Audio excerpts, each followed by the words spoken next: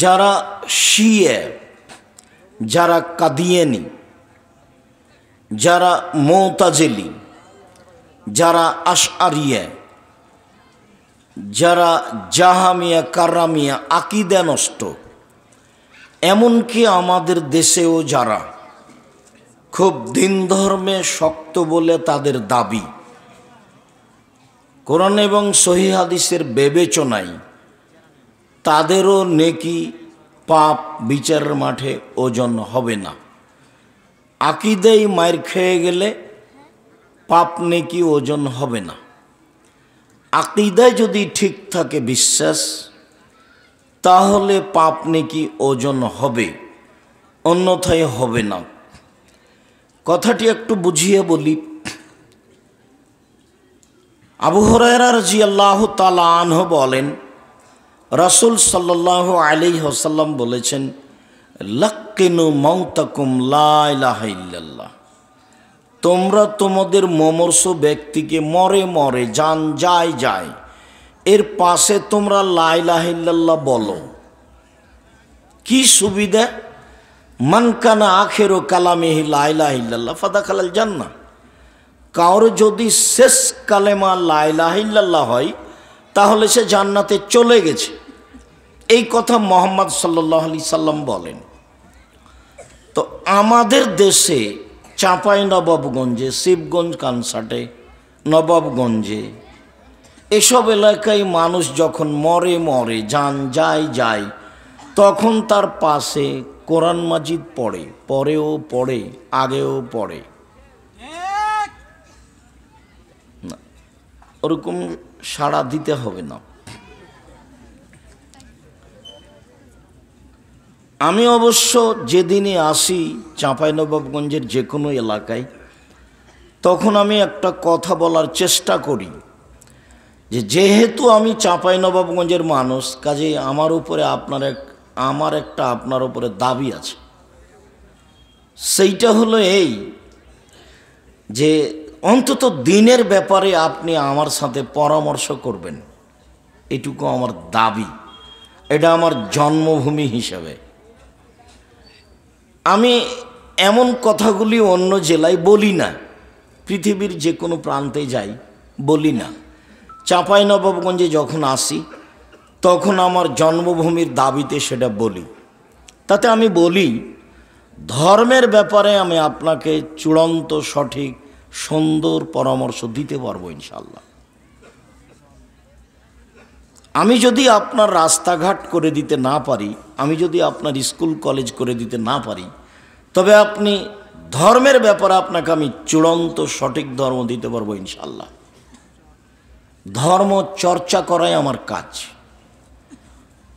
আপনার আমার চেয়ে মেধা বেশি, এইটা আমি বিশ্বাস করি, তবে আমি আপনার চেয়ে চর্চা করি বেশি। আমি 97 সাল থেকে ফতোয়া লিখি, আর 16 সাল থেকে ফতোয়া বোর্ড নিজে পরিচালনা করি। ধর্ম চর্চায় আমার কাজ।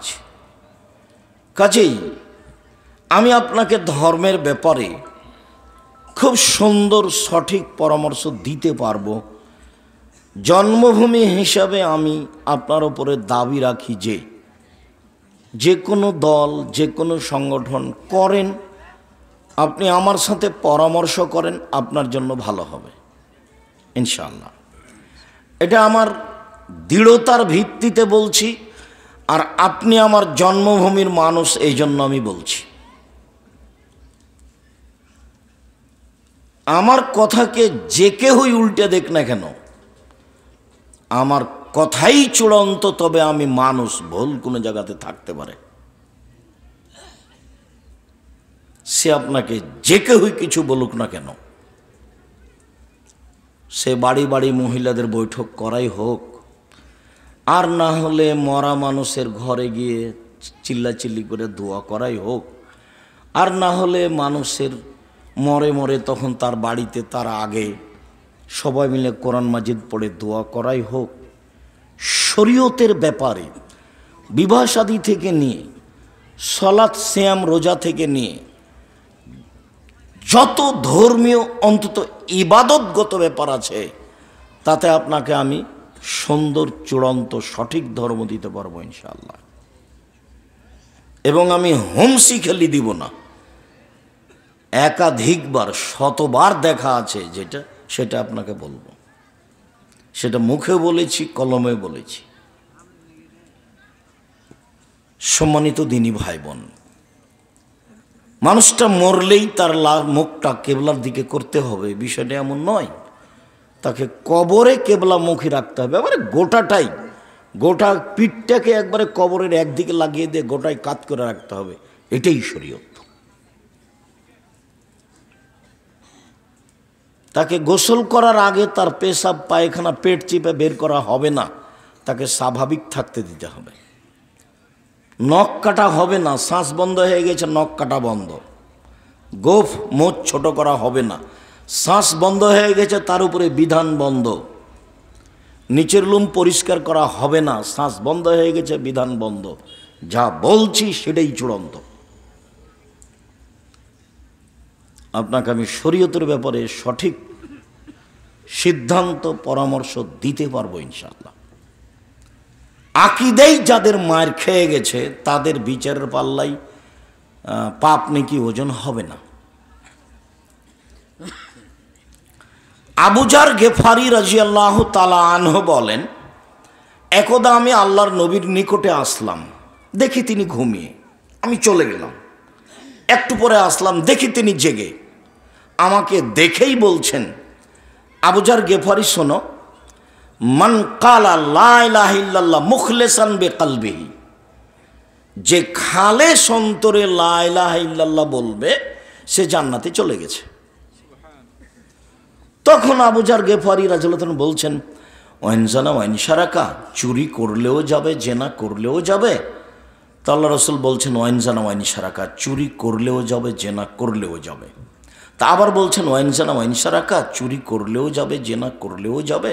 তা আল্লাহ রাসূল বলছেন, ওয়াইন জানা ওয়াইন শারাকা, চুরি করলেও যাবে, জেনা করলেও যাবে। আবার বলছেন যে ওয়াইন জানা ওয়াইন শারাকা, চুরি করলেও যাবে, জেনা করলেও যাবে। তখন আল্লাহ রাসূল বলছেন যে তোমার নাকটা মাটিতে মিশে যাক, আমি বলছি যাবে, তুমি আপত্তি করো কেন? এখন আপনার সাথে আমার এখানে একটা কথা থাকতে পারে যে আবু যার গেফারি রাদিয়াল্লাহু তাআলা আনহু শুধু এই দুইটা পাপের কথা বলছেন কেন? পাপ তো আরো বড় বড় আছে। সিরিয়ালেতে এটা ৫-৬ নম্বর পাপ। ১ নম্বর পাপ হলো শিরক করা, সেটা বলবেন। ২ নম্বর পাপ হলো বাপ মায়ের অবাধ্য চলা। বাপ মায়ের অবাধ্য চলেছে যে সে জাহান্নামে চলে গেছে। আল্লাহ কাউকে বাঁচাবেন বিচারের মাঠে, ফেরাউনকে রক্ষা করতে পারেন, সেটা তার ব্যক্তিগত ব্যাপার। ইনতুআযিবহুম ফাইন্নাহুম ইবাদুকা, তুমি যদি মানুষকে শাস্তি দাও দাও, এটা তোমার বান্দা, আমাদের করার কি আছে, দাও। আইন তাগফির লাহুম ফাইন্নাকা আনতাল আজিজুল হাকিম, আর তুমি যদি ক্ষমা করো করো, তুমি যদি ফেরাউনকে ক্ষমা করো তাহলে কি আমি তোমার বিরুদ্ধে মামলা করতে পারবো যে কেন ক্ষমা করলে? হ্যাঁ, ফেরাউনের ক্ষমা হবে মানে এটি কি কেউ করতে পারবে? পারবে না, সেটা তোমার ব্যাপার। তো তুমি তো ক্ষমা করতেই পারো। তো আরো তো পাপ আছে। বাপ মায়ের অবাধ্য চলে জান্নাত লাভ করা যাবে না, কঠিন, এটা দ্বিতীয় মহাপাপ। তৃতীয় মহাপাপ মিথ্যা সাক্ষী। মিথ্যা সাক্ষীতে চাঁপাইনবাবগঞ্জ জেলে বহু মানুষ আছে নিজেও জানে না আমি কেন জেলে, তার এগুলো জানা নাই ঘটনা কি। জজও জানে না ঘটনা কি, উকিলও জানে না ঘটনা কি, যে সাজিয়েছে, যে টাকা দিয়েছে সেই জানে। এ হলো ৩ নম্বর মহাপাপ। ৪ নম্বর মহাপাপে কোনো জায়গাতে জেনা এসেছে, ৪ নম্বর মহাপাপে কোনো জায়গাতে এসেছে মানুষকে হত্যা করা, সুদ খাওয়া। তো জেনা চুরি তো ৩-৪ নম্বরে। তো বারবার এইটা আবু যার গেফারি বলছেন কেন? এই জন্য বলছেন যে এই দুটা পাপের সামাজিক বাস্তবতা যত খারাপ, অন্য পাপের বাস্তবতা তত খারাপ নয়। এখনো যদি কেউ চোর ধরা পড়ে তো চোরও তাকে মারে। জেনা যদি সমাজে ধরা পড়ে তাহলে যে জেনা করে কিন্তু এখন ধরা পড়েনি সেও তাকে থুতু দেয়, সেও থুতু দেয়। তার মানে সামাজিকভাবে এই দুটা পাপ সামাজিকভাবে খুব ঘৃণিত। শিরক করা মহাপাপ, দিন রাত মানুষ করছে, কোনো পরোয়া নাই, চলছে, কোনো কিছু হয়ও না। মহাপাপ, বাপ মারা অবাধ্য চলে, একবার মাকে টেনে বাড়ি থেকে বের করে দিয়েছে, দিয়ে বলছে তুই সবচেয়ে বড় খারাপ, তোর সাথে আমি একদিন থাকবো না। কত কি বলছে, তার কোনো শেষ নাই।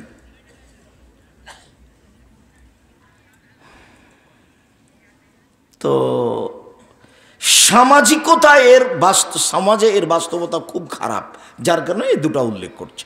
কথা এখনো শেষ হয়নি। এই দুটাই কেন, এই জন্য এই কথাটা বলে এখানে রাখলাম। আর একটা এ হাদিসে আবু হুরায়রা রাদিয়াল্লাহু তাআলা আনহু বলেন যে একদা আল্লাহ রাসূল বাগানের দিকে বাইরে হাঁটছেন, তো আমিও পিছে পিছে যাওয়া শুরু করলাম। আল্লাহ রাসূল একাই যাচ্ছেন, না জানি কি হয়, আমিও যাচ্ছি। তো পিছনে আমাকে দেখে বলছেন, আবু হুরায়রা। তো আমি বললাম, জি হ্যাঁ, আচ্ছা চলো। তো বেশ বাগানে যেতে যেতে কিছুক্ষণ যাওয়ার পরে আমাকে বলছেন যে আবু হুরায়রা তুমি থামো, আমি একটু আগিয়ে যাই, আমার একটু কাজ আছে। তা আমি এখানে বসে গেলাম, উনি চলতে থাকলেন, বেশ কিছুক্ষণ হয়ে গেল। তো আমি দেখতে লাগলাম কি ব্যাপার, আসছেন না কেন, ঘটনা কি, কোনো দুর্ঘটনা নাকি, আসছেন না কেন। তারপরে দেখছি ওই যে আসছেন, কাছাকাছি যখন, তখন উনি বলছেন, অঞ্জনা ওয়াইনসারাকা, চুরি করলে জেনা করলেও যাবে, অঞ্জনা ওয়াইনসারাকা, চুরি করলে জেনা করলেও যাবে, অঞ্জনা ওয়াইনসারাকা, চুরি করলে জেনা করলেও যাবে। যখন পাশে চলে আসলেন তখন আমি বলছি, আল্লাহর নবী, আমার পিতামাতা আপনার নামে উৎসর্গ হোক, আপনি কার সাথে কথা বলছিলেন, কাউকে দেখি না। আপনি যে বারবার বলছেন চুরি করলেও যাবে, জেনা করলেও যাবে, তো মনে হচ্ছে যে আপনি কারোর সাথে কথা বলছেন। কই, কেউ তো নেই, কেউ নেই বাগানে, কার সাথে কথা বলছেন? তখন আল্লাহ রাসূল বলছেন, আবু হুরায়রা শোনো, জিবরাইল আমাকে বলছেন কেউ যদি অন্তর থেকে লা ইলাহা ইল্লাল্লাহ বলে তাহলে সে জান্নাতে চলে গেছে। তো আমি মুহাম্মদ সাল্লাল্লাহু আলাইহি সাল্লাম জিবরাইলকে বলছি যে চুরি করলেও যাবে, জেনা করলেও যাবে। তো জিবরাইল বলছেন জেনা করলেও যাবে, চুরি করলেও যাবে। এই জন্য তুমি জিবরাইলকে দেখতে পাচ্ছ না। জিবরাইলকে তো আর মানুষ দেখতে পাবে না, নবীগণ দেখতে পাবেন। জিবরাইলকে মানুষ আপনারা মনে হয় কথা কি বুঝতে পারছেন না? আপোষে যদি কোনো সময় অমনোযোগী থাকেন তাহলে হবে না, কথা ছুটে যাবে। আমি তো আর কেসা বলতে পারি না যে আপনি বাদাম খাবেন, কেসাও হবে, দুটো এক নয়। বলছিলাম, সম্মানিত দিনী ভাই বোন, আয়েশা রাদিয়াল্লাহু তাআলা আনহা বলেন, আল্লাহর নবী বললেন, আয়েশা, জিবরাইল তোমাকে সালাম দিল।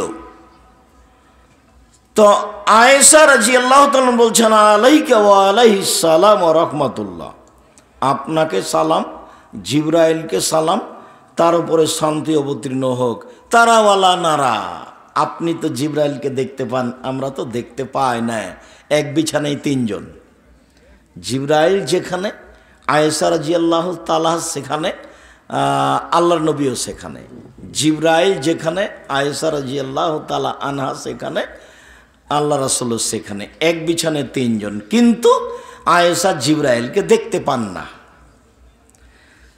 তো আবু হুরায়রা রাদিয়াল্লাহু তাআলা বলছেন, আচ্ছা আল্লাহর নবী, আপনি কার সাথে কথা বলছেন? আমি তো খুব এদিক ওদিকে তাকিয়ে দেখলাম, কাউকে দেখলাম না, আপনি খালি বলছেন ওয়ানজানা ওয়ানসারাকা, চুরি করলে জেনা করলেও যাবে। আবার বলছেন চুরি করলে জেনা করলেও যাবে, আবার বলছেন চুরি করলে জেনা করলেও যাবে। এবার বলেন তো আল্লাহর নবী কার সাথে কথা বলছিলেন? জিবরাইল আলাইহিস সালামের সাথে।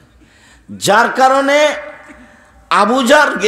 আবু হুরায়রা রাদিয়াল্লাহু তাআলা আনহু রাসূলের কথা শুনতে পাচ্ছেন, কিন্তু জিবরাইলকে দেখতে পাচ্ছেন না। আর আগের বারের ঘটনা ছিল যে আল্লাহর নবী বলছেন যে জান্নাতে যাবে, তো আবু যার গেফারি বলছেন যে চুরি করলেও যাবে, জেনা করলেও যাবে। তো শেষ পর্যন্ত আল্লাহ রাসূল বললেন যে তোমার নাকটা মাটিতে মিশে যাক, আমি বলছি যাবে, তুমি আবার প্রতিবাদের কে? হাদিসগুলি সব বুখারী মুসলিম থেকে। আমি এখনো কি বলতে চেয়েছি তা স্পষ্ট হয়নি। সেটা হচ্ছে এই যে আপনার বিশ্বাসে যদি ত্রুটি থাকে, আকীদায়, আপনার ধর্মকর্ম, আপনার দলে সংগঠনে, আপনার নীতিতে, আপনার চরিত্রে, আকীদায় যদি ত্রুটি থাকে, তাহলে আপনার ইবাদত বিচারের মাঠে ওজন হবে না। আপনার পাগড়ি যত বড়ই হোক, জুব্বা যত বড়ই হোক, কোনো পথ নেই।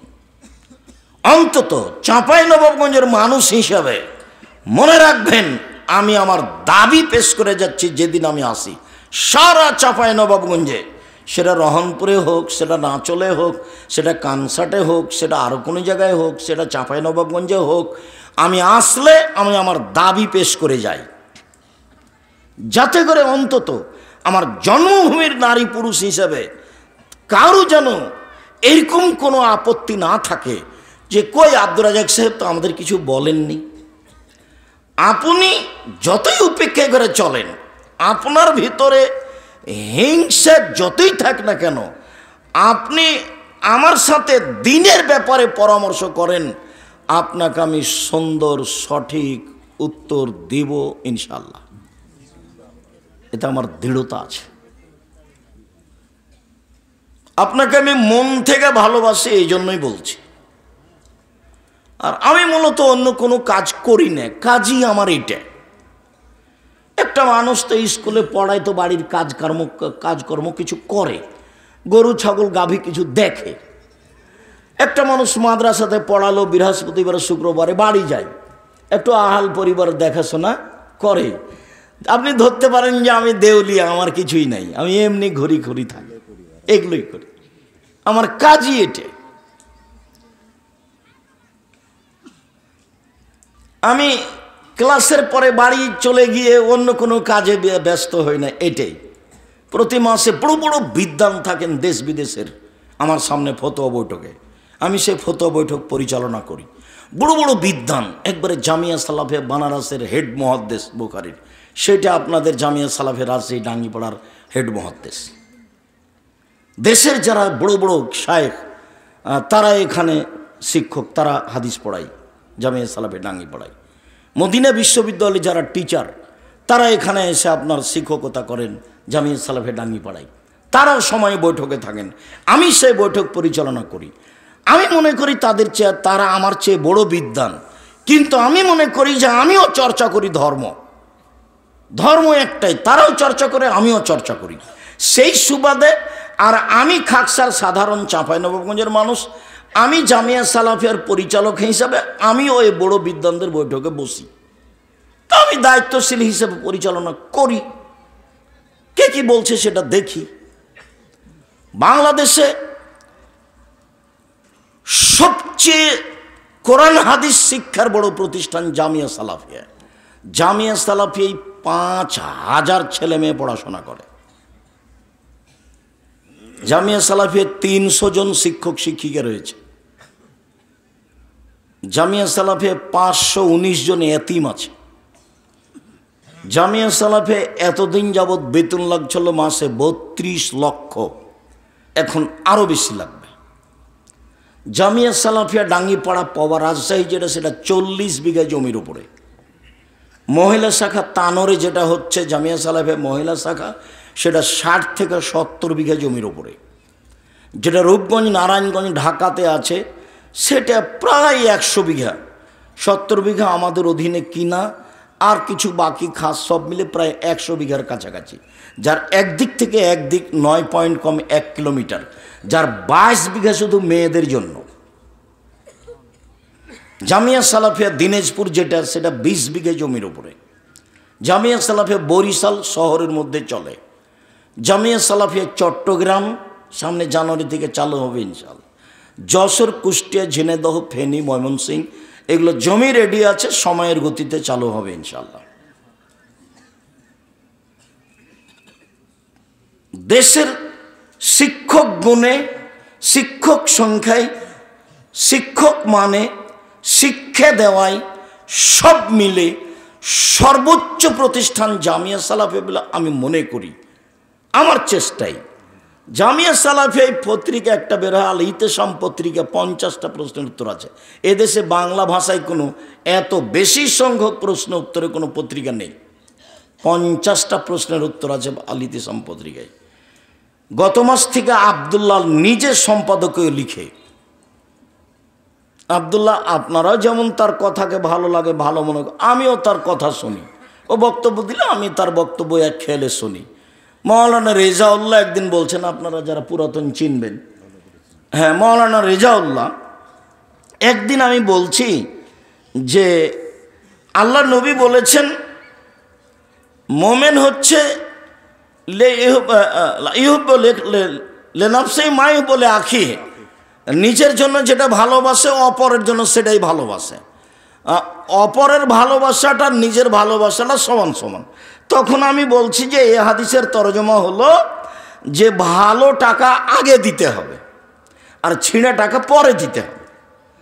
তো ভালো টাকা আগে না দিয়ে ছিঁড়ে টাকা আগে দিয়ে পরে তো আবার ভালো টাকাটা দেওয়া লাগেই। তো আপনি আগে থেকে ওটা দেখছেন না কেন? এই ভালোটাই আগে দেন। যদি নাই, কেউ না নেয়, ঘটনা এমন ঘটে নাই ঘটনা, তাহলে আপনার কাছে লস হোক। তো ভালোটা আগে দিতে হবে। তখন বক্তব্য শেষ উনি বলছেন, আব্দুর রাজ্জাক, আমি তো আসলে তুমি যেটা বলেছো হাদিস তো সেটাই, আমি তো এটা এভাবে বুঝিনি, কোনো দিন পড়েছি, পড়িয়েছি, বাস্তবে কোনো দিন করে দেখিনি। তো অনেক সময় আব্দুল্লাহ বক্তব্য দেওয়ার পরে আমি বলি যে হাদিস তো আমিও এটা বলি, কিন্তু এভাবে তো বলিনি। হাদিসের সারমর্ম তো আমি কতদিনে হাদিস বলেছি, কিন্তু এভাবে তো বলিনি, যার কারণে আমিও শুনি। তো সম্পাদক আব্দুল্লাহ দেখে আল ইতিসাম পত্রিকার, মনে রাখবেন চাঁপাই নবাবগঞ্জের নিজস্ব পত্রিকা আল ইতিসাম পত্রিকা। আপনি গ্রহণ করতে পারেন আর না পারেন, আমি চাঁপাই নবাবগঞ্জের মানুষ, এটা আমার জন্মভূমি, সেই ভিত্তিতে নবাবগঞ্জের নিজস্ব প্রতিষ্ঠান জামিয়া সালাফিয়া, এটা আপনি মনে রাখবেন। জামিয়া সালাফিয়াই সারা দেশের কোনো মানুষ আমার সামনে এরকম কথা বলার সাহস রাখে না, আব্দুর রাজ্জাক সাহেব 2 কোটি টাকা আমি এখানে দিয়েছি, আমার কথাই মানতে হবে, এরকম কোনো কথা বলার কোনো লোক এদেশে নেই। ওরকম কোনো কেউ সাহসই রাখে না। জামিয়া সালাফিয়া বৈদেশিক পয়সা দিয়ে চলে না, জামিয়া সালাফিয়া কোনো সংস্থা দিয়ে চলে না, জামিয়া সালাফিয়ার আদায় কোনো শিক্ষক করতে পাবে না, জামিয়া সালাফির রসিদ বহি বাহিরে ব্যবহার হয় না। কোনো শিক্ষক রসিদ বহি ব্যবহার করলে তার জরিমানা হবে, ও শিক্ষকতাই করতে পাবে না ওখানে। জামিয়া সালাফিয়ায় কোনো দল সংগঠন চলে না। শিরক মুক্ত প্রতিষ্ঠান জামিয়া সালাফিয়া, বিদাত মুক্ত প্রতিষ্ঠান জামিয়া সালাফিয়া, দল মুক্ত প্রতিষ্ঠান জামিয়া সালাফিয়া, সংগঠন মুক্ত প্রতিষ্ঠান জামিয়া সালাফিয়া, হিংসা মুক্ত প্রতিষ্ঠান জামিয়া সালাফিয়া, জাতির দেশের সর্বোচ্চ গ্রহণীয় প্রতিষ্ঠান জামিয়া সালাফিয়া। সন্দেহ হলে কালকে দেখে আসেন, নিজের প্রতিষ্ঠান দেখে আসবেন।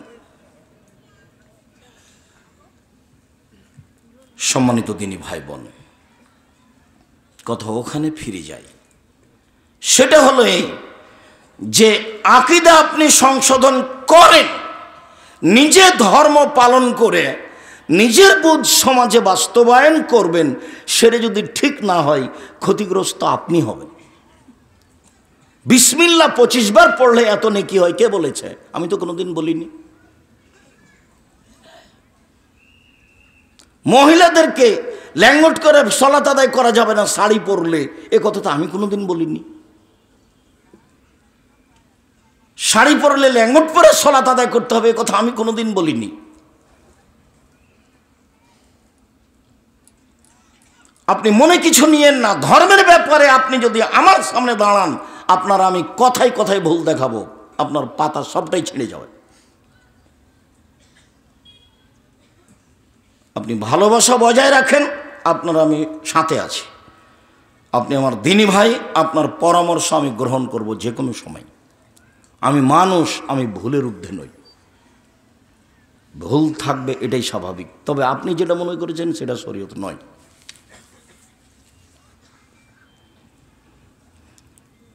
কথাই চলে যায়। আজকের বক্তব্য হচ্ছে সদাচরণ। সদাচরণের নেকি যত ভারী, নেকির পাল্লায় আর কোনো নেকি নাই যেটা এত ভারী নেকির পাল্লায়। সবচেয়ে ভারী নেকি হলো সদাচরণ, ইবাদতের নেকি। সদাচরণ হলো ইবাদত। যেমন দান ইবাদত, ভারত বাংলাদেশ পাকিস্তানের লোক আলেম ওলামারা জাতিকে বুঝাতে পারেনি যে দান ইবাদত।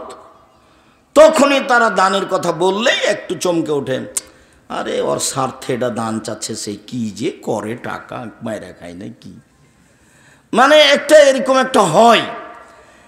আমরা বুঝাতে পারিনি যে দান একটা ইবাদত। সবচেয়ে শক্তিশালী, ক্ষমতাধর, পাওয়ারফুল ইবাদত হলো দান। আপনি হজ করেন, হজ করে জান্নাত পাওয়া যেতে পারে, জান্নাত পেতে পারেন, জান্নাত কিনা যায় না। আপনি সিয়াম পালন করেন রমজান মাসে, সিয়াম পালন করে জান্নাত পাওয়া যেতে পারে, জান্নাত পাওয়া যায়, জান্নাত কিনা যায় না। আপনি সলাত আদায় করেন, পৃথিবীর ব্যতিক্রম ইবাদত সলাত, একেবারেই ব্যতিক্রম, মানে কোনো কথাই বুঝে না। অজু করে সলাত আদায় করতে হয় তো বলছে পানি নেই, তো তাইমম করে পড়ো, বলে মাটি নেই, বলে এমনিতেই পড়ো। কেবলা দিকে মুখ করে পড়তে বলে কেবলা চেনা যায় না, এমনিতেই পড়ো কেবলা ছাড়াই। যে দাঁড়িয়ে পড়তে হয় তো বলে দাঁড়িয়ে থাকতে পারিনি, তো বসে পড়ো, বলে বসে থাকতে পারিনি, তো শুয়ে পড়ো। পরিষ্কার কাপড়ে সলাত আদায় করতে বলে পরিষ্কার কাপড় নেই, পায়খানা লেগে আছে, হায় যে রক্ত লেগেছে, বলে সেটা পরি পড়ো। বলে সেটাও নাই, উলঙ্গ হয়ে আছে, তো বলে এমনি পড়ো, উলঙ্গ হয়েই পড়ো। অবাক ইবাদত। হজ এরকম নয়, এবছর যাবেন, সামনে বছর যান, আচ্ছা ঠিক আছে যান, এ দেখানো হলো হজ কেমন। জাকাত 20 দিন আগে দিয়ে দেন, 20 দিন পরই দেন, সমস্যা নেই। সিয়াম রোজা, রমজান মাস আমি অসুস্থ, আর পরে করেন, এখন লাগবে না, পরে করেন, মানে আপনার সুবিধার সাথে আছে। কিন্তু সলাত এমন একটা ইবাদত, একবারে ভিন্ন ধরনের ইবাদত, কোনো কথাই মানে না, কোনো সমস্যাই মানে না, কোনো প্রকার অসুবিধা মানে না, অসুবিধা কিছুই বুঝে না। সলাত এমন একটা ইবাদত, পড়তেই হবে, যতক্ষণ পর্যন্ত তার জ্ঞান বুদ্ধি হুঁশ আছে তাকে পড়তেই হবে। তো সলাতের নেকি যত ভারী, ভালো আচরণ চাল চলনের নেকি তার চেয়ে হাজারো লক্ষ গুণ বেশি ভারী। তো ভালো আচরণ কি জিনিস, তো ভালো আচরণ কি জিনিস এটা আগে একটু বাস্তব দেখে, তারপর হাদিস অনুবাদ করি, কোরআন অনুবাদ করি। মানুষে বলে, মানুষে বলে ওই ছেলেটা ভালো, খুবই ভালো, ছেলেটার চাল চলন খুব ভালো, ছেলেটার ব্যবহার ভালো। এই যে মানুষে বলছে ওই ছেলেটার ব্যবহার খুব খারাপ, আরে ওর কথা বলছো, দুনিয়ার শয়তান, মুখ খারাপ, দোমুখা, বাদ দে ওর কথা, ওর নামটা আমার নিতে মনই চায় না। এ দেখেন, তাহলে মানুষও বুঝে যে মানুষের চালচলন ভালো মন্দ, এটা মানুষ বুঝে। 1 মিনিট, আব্বাস বাজারে একটা অটো দাঁড়িয়ে আছে, আপনি বসে আছেন, তো আমি গিয়ে উঠেছি, আমার হাতে একটা ব্যাগ ছিল, তো যেমন উঠেছি আমি বসিনি, ছেলেটা টান দিয়েছে, তো আমি আপনার মুখের উপরে গিয়ে পড়ে গেছি। তো এখন আপনি বলছেন বসেন বসেন, কোনো সমস্যা নেই, বসেন বসেন, কোনো সমস্যা নেই, বসেন। এটা হলো একটা। আমি আপনার মুখের উপরে পড়ে গেছি, তখন আপনি বলছেন চোখ নাই, হুঁশ নাই, কথা গাড়িতে উঠে না বেখিয়ালের মতো, চোখ নাই, কপালে চোখ নাই, দেখে বুঝতে পারেন না। তা আগেরটাও আচরণ, এটাও আচরণ, আপনি বলেন কোনটা ভালো? তো আগেরটার নেকি যত ভারী, ঠান্ডা পানি দিতে, আগেরটার নেকি যত ভারী ওটাতে নেকি হয়, এটাই কথা আজকের আলোচনা এটাই। আগের আচরণের নেকি যত ভারী, ইবাদতের জগতে এমন কোনো নেকি নাই যেটা তত ভারী, সবচেয়ে বেশি ভারী, নামাজের চেয়ে বেশি ভারী, হজের চেয়ে বেশি ভারী, দানের চেয়ে বেশি ভারী, সিয়াম রোজার চেয়ে বেশি ভারী, কোরআন তেলাওয়াতের চেয়ে বেশি ভারী। আর যখন শব্দ উল্লেখ করব তখন আপনি দেখবেন যে অবাক শব্দ ব্যবহার করেছেন আল্লাহর নবী। আগে একটা হাদিস বলি, তারপর ধারাবাহিক আয়াতে যাব, তারপর আবার হাদিসে ফিরে আসবো। দিয়েছি তো আবু দারদা রাদিয়াল্লাহু তাআলা আনহু বলেন, রাসূল সাল্লাল্লাহু আলাইহি সাল্লাম বলেছেন, ইন্না আসকালা শাইইন ইদাউ ফি মিজানিল মুমিন ইয়াউমাল কিয়ামা খুলুকুন হাসান। বিচারের মাঠে মোমেন পুরুষ নারীর নেকির পাল্লায় সবচেয়ে যেটা ভারী নেকি রাখা হবে সেটা হলো ভালো আচরণ। সবচেয়ে ভারী। ওখানে একটা শব্দ ব্যবহার করা হচ্ছে ইসিম তাবজিল। তো ইসিম তাবজিল তো আর আপনাকে আমি বুঝাতে পারবো না, যারা কমি মাদ্রাসা বা আলিয়া মাদ্রাসায় পড়েছে তারা একটু কিছু বুঝবে। মানে সবচেয়ে ভারী, ইন্না আসকালা শাইইন, বস্তুর সবচেয়ে ভারী যেটা নেকি মোমেন পুরুষ নারীর নেকির পাল্লায় রাখা হবে সেটা হলো ভালো চাল চলনের নেকি। এইখানে একটা কথা বলে রাখি, জীবনে আজ থেকে মিডিয়ায় যারা আছেন, মিডিয়ার কথা যারা সময়ের গতিতে অবগত হবেন, দেশ বিদেশের সকল দিনী ভাই বোনকে অনুরোধ জানাচ্ছি, ক্ষমতা দেখিয়ে, দাপট দেখিয়ে, দলীয় দাপট দেখিয়ে 5 মিনিট বেঁচে থাকার চেষ্টা করিয়েন না। ফেরাউন ডুবে গেছে। আর আপনাদের নেত্রীর বয়স ছিল মাত্র 45 মিনিট। কাজেই ক্ষমতা দেখিয়ে কিছু করতে চাইেন না, ক্ষমতা বিলীন হয়ে যাবে। অযথা ভুল, কাকে দাপট দেখালেন, কাকে ধমক দিলেন, কাকে জেলে দিলেন, কাকে হাজতে দিলেন, তারপর সময় শেষ। ফেরাউন যদি 1500 বছর বেঁচে থাকার পরেও সময় শেষ হয়, তাহলে আপনার তো বয়স 60, 62, 65, 77, এই তো। এ নিয়ে খামাখা এত কিছু কেন? নরম হন, হালাল রুজি উপার্জন করেন। এটা তো চাঁপাই নবাবগঞ্জ, এটা তো আর বলতে পারি না আমি যে এটা রংপুর, দিনাজপুর, লালমনিরহাট, টেনফামারী, কুড়িগ্রাম, পঞ্চগড়, ঠাকুরগাঁ, গাইবান্ধা, জয়পুরহাট, বগুড়া, ওদের দুইটা স্বভাব ভালো নয়। কি? যৌতুক নেই, বেটার যৌতুক নেই। তা আমরা তো নিই না, চাঁপাই নবাবগঞ্জের মানুষ যৌতুক নেই না। আর ওদের আর একটা খারাপ স্বভাব আছে যে বোনকে জমি দেয় না। তো না না, ওরকম নয়।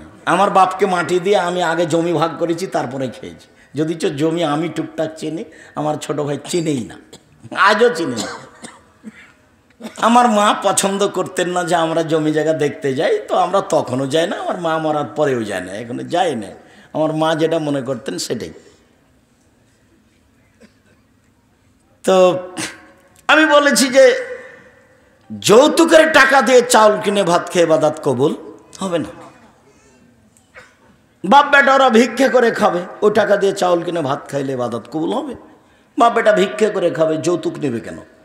সেটা খাট খাটলা, চৌকি বাক্স, ফার্নিচার, সাইকেল, মোটরসাইকেল, যেটাই হোক না কেন, আগামীকাল সন্ধ্যা হতে হতে খাট খাটলা, চৌকি বাক্স ফেরত পাঠাতে হবে, পাঠাতেই হবে। তুমি কা পুরুষের সন্তান, কা পুরুষ, তুমি ঘৃণিত পুরুষ, তুমি অপর জিনিস নেও কেন? দিন মজুরি করে খাও, দিন মজুরি করে খাও। যদি দিন মজুরি করে খেতে না পারো, মানুষের বাড়িতে কাজ করে যদি পাট দিয়ে খেতে না পারো, ভিক্ষা করে খাও। আমি ভিক্ষা করতে বলিনি, এটা অপছন্দ কাজ, জায়েজ। ভিক্ষা করা জায়েজ, অপছন্দ।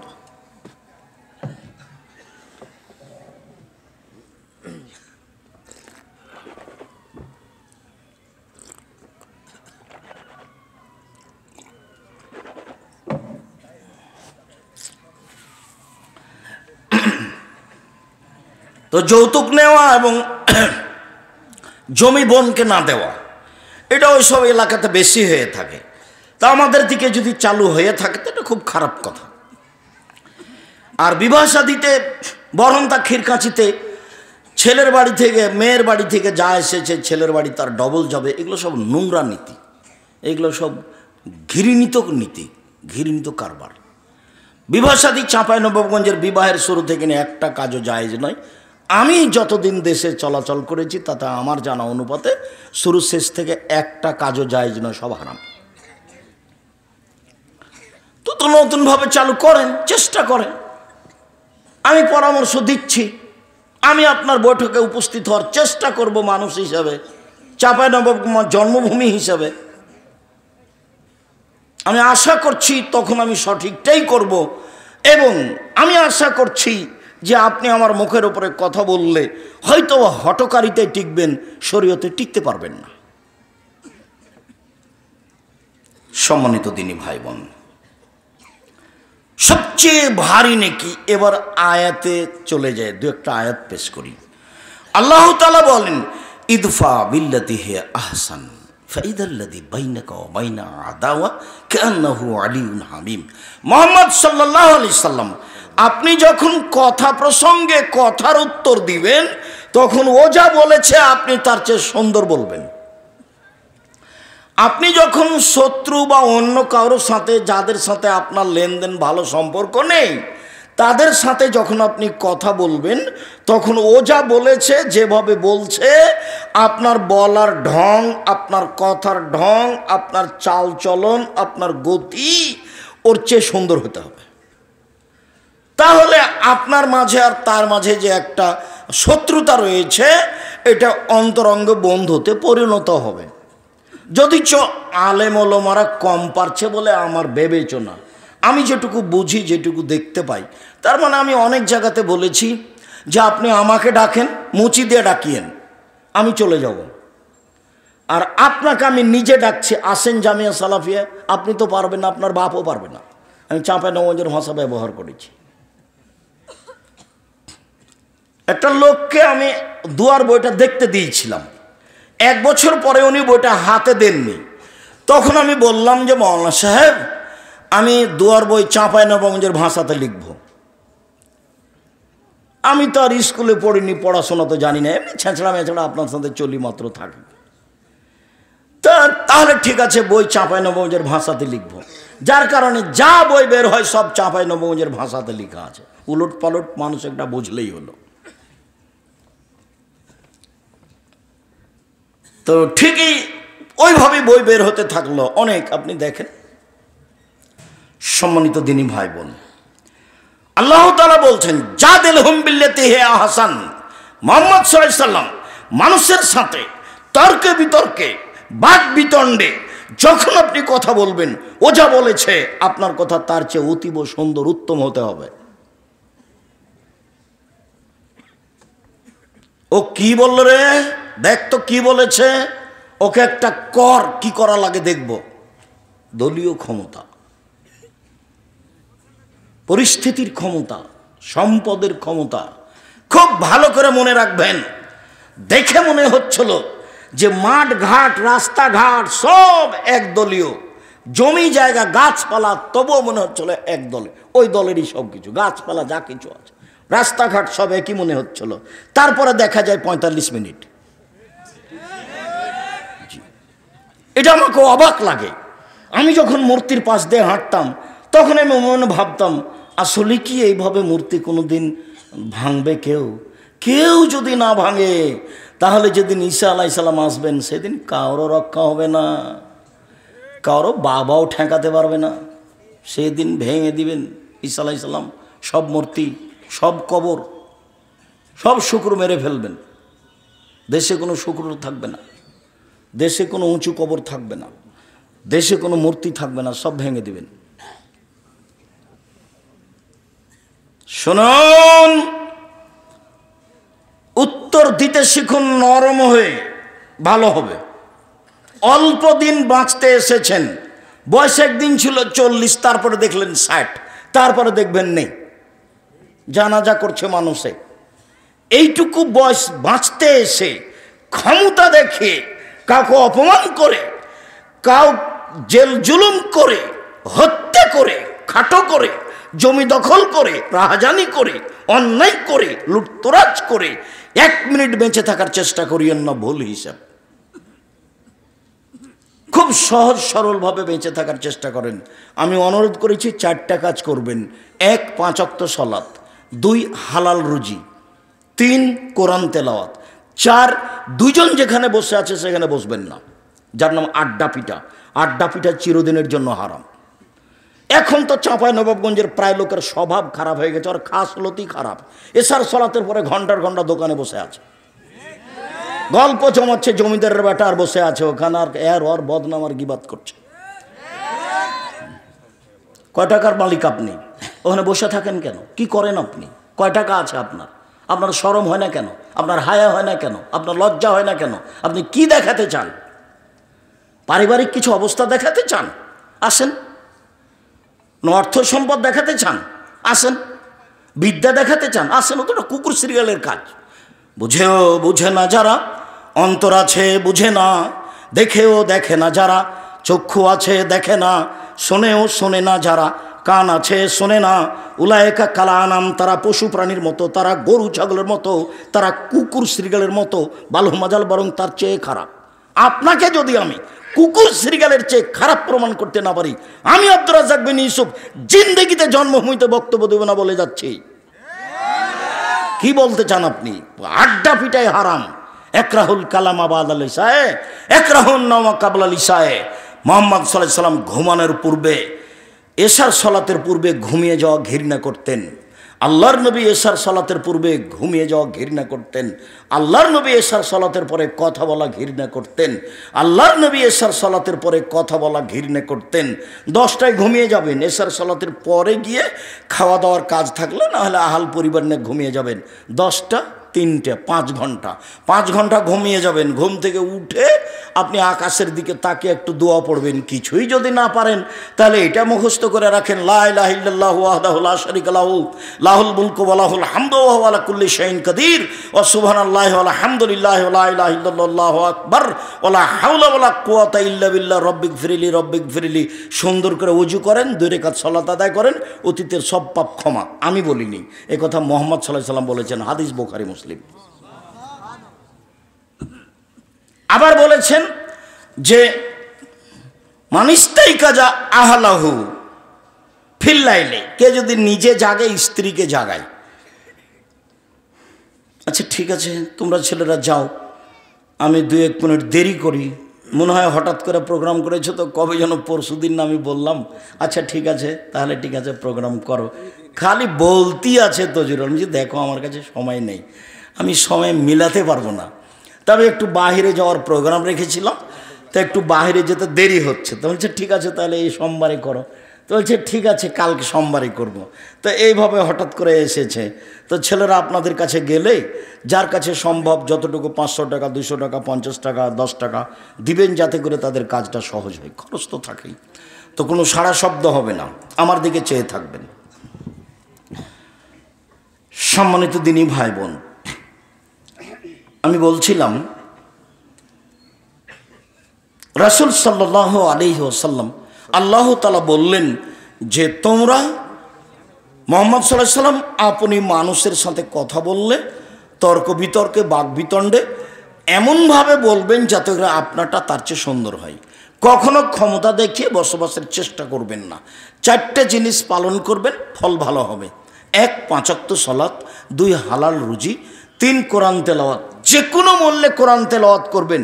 বেশি না পারলে সূরা ইখলাস 3 বার পড়ে আল্লাহকে বলবেন, এই যে আমি কোরআন মাজিদ আজকে পড়লাম। অন্তত 1 মিনিট 2 মিনিটে 3 বার। আর যদি পারেন তো নিয়মিত কোরআন পড়বেন, জোহর উপরে একটু, আসর উপরে একটু, মাগরিবের পর একটু, এশার পরে একটু, আর না হলে ফজর উপরে লম্বা সময়, আর না হলে রাতে। কোরআন পড়তে আপনি অভ্যাসী হন, যে কোনো মূল্যে পড়তেই হবে। কোরআন বিপক্ষে বিচারের মাঠে দাঁড়ালে টিকতে পারবেন না। আর ওই বৈঠকে যারা বলেছে যে কোরআন না বুঝলে পড়া যাবে না, ওর বাপও বুঝে না। ওকে ডেকে নিয়ে আসছেন, আমি তাকে আপনার সামনে দেখাচ্ছি। বড় বড় বিদ্বান যারা, তারা কোরআন মাজিদ কি বুঝেছেন অনেক জায়গাতে ঠিক করতে পারেননি, আল্লাহ আলাম বলে চলে গেছেন। আর উনি বলবেন যে কোরআন না বুঝলে পড়তে হবে না, কোন সাহসে সে বলে? আল্লাহর নবী বলছেন, বুখারী মুসলিমের হাদিস, কেউ যদি ছেঁচড়া মেচড়া করে কোনো রকমে যদি পড়ে তাহলে তার ডবল নেকি।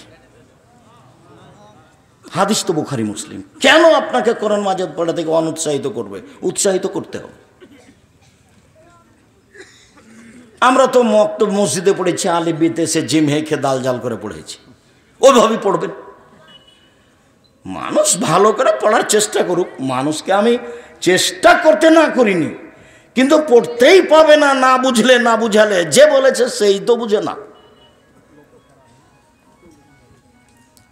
3 হলো কোরআন তেলাওয়াত, 4 আড্ডা পিটবেন না। এই কথা নিয়ে কথা এসেছিল, কোথাও আড্ডা পিটে গল্প করে সময় কাটাবেন না। এখন তো যেখানে সেখানে বাজার গড়েছে, একবারে রাত 12টা 1টা 2টা পর্যন্ত সব টিভি নিয়ে বসে আছে দোকানপাটে। এগুলো হচ্ছে নোংরামি, এগুলো হচ্ছে বেহায়, এগুলো হচ্ছে বিদ্যা না থাকার প্রমাণ, এগুলো হচ্ছে বুদ্ধি না থাকার প্রমাণ, এগুলো হচ্ছে ঘৃণিত মানুষের কাজ, এগুলো হলো নিকৃষ্ট মানুষের কাজ, এগুলো হলো বেহায়া মানুষের কাজ, এগুলো হলো বিদ্যা বুদ্ধি না থাকা মানুষের কাজ। আপনি দোকানে বসে ল্যাংটা মেয়ে দেখে চক্ষু ঠান্ডা করেন, কলিজা ঠান্ডা করেন, আর আপনাকে তিতা লাগে কথা? জি না, তিতা লাগবে কেন? আপনার স্বভাব খারাপ। চাঁপাইনবাবগঞ্জের ভাষাতে আপনার খাসলত খারাপ, সেই জন্য আপনি দোকানপাটে বসে অভ্যাসী সময় কাটান। কেন কাটাবেন? বাস হালাল উপার্জন করেন, এশার সালাত আদায় করে খেয়ে ঘুমিয়ে যাবেন, রাতখান মূল্যায়ন করবেন। রাতে উঠে বেশি না পারলে কথাটা এবার ফিরে এসেছে মাথায়, স্ত্রীকে জাগাবেন, আপনিও উঠবেন, 2 রাকাত সালাত আদায় করবেন। আল্লাহ নবী বলছেন যে কতিবা মিনা যাকিরিনা যাকিরাত, বড় বড় পরহেজগার যারা দুনিয়াতে চলে গেছে ওদের একটা তালিকা আছে। আপনি যদি রাতে উঠে আপনার স্ত্রী সহ 2 রাকাত নামাজ পড়তে পারেন, তাহলে আপনার নামটা ওই তালিকায় লিখে দেওয়া হবে। এই কথা মুহাম্মদ সাল্লাল্লাহু আলাইহি ওয়াসাল্লাম বলেন। আমি যদি বুঝাতে না পারি আবার বলি, আল্লাহুম্মা জান্নাত। বড় বড় যারা পরহেজগার মানুষ ওদের একটা তালিকা আছে আল্লাহর কাছে। তো যারা স্বামী স্ত্রী উঠে রাতে দিয়ে 2 রাকাত সালাত আদায় করে, রাতে 2 রাকাত সালাত আদায় যদি করে, তো মুহাম্মদ সাল্লাল্লাহু আলাইহি ওয়াসাল্লাম বলছেন এদের স্বামী স্ত্রীর নামটা ওই পরহেজগার মানুষের তালিকাতে লিখে দেওয়া হয়। এটা রাসূলের মুখের কথা। আপনি উপদেশ বইয়ে দেখেন, আজকে তো বই নাই, এমনি এসছে, ছেলেটা গাড়িতে যে এসছে সে বলছে যে আজকে সব কিছু ছুটি, কাজে দোকানের কোনো বই পুস্তক আমি উঠাতে পারিনি। তো লাইব্রেরি আছে সামনে, ওখান থেকে নেবেন। সম্মানিত দিনী ভাই বোন, মহান আল্লাহ বলেন ফাবিমা রাহমাতিম মিনাল্লাহ লিনতা লাহুম ওয়ালাউ কুনতা ফাদ্দান গালিদাল কলব। কেউ খালি হাতে পাঠাবেন না। ওরা যারা আপনার সামনে, চোখের সামনে যাচ্ছে, রাসূলের এই কথাটা মনে রাখবেন যে যে যতটুকু দিল আল্লাহ তার ততটুকু পূর্ণ করে দেন, আর যে যতটুকু দেয় না আল্লাহ তার ততটুকু ক্ষতি করে দেন। ক্ষতি হবেই, বলা লাগবে না, এমনিতেই ক্ষতি হয়ে যাবে। কাজেই ও যেন আপনার সামনে দিয়ে এমনি খালি চলে না যায়। আমরা যারা স্টেজে আছি তারাও আমরা তাতে অংশগ্রহণ করবো ইনশাআল্লাহ, যার যতটুকু সম্ভব হয়।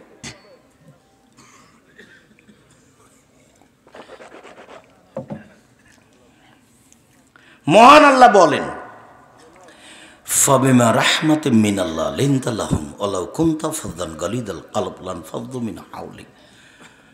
মুহাম্মদ সাল্লাল্লাহু আলাইহি সাল্লাম, আল্লাহর পক্ষ থেকে আপনার উপরে বড় দয়া যে আপনার স্বভাবটা নরম, আপনার চাল চলন নরম।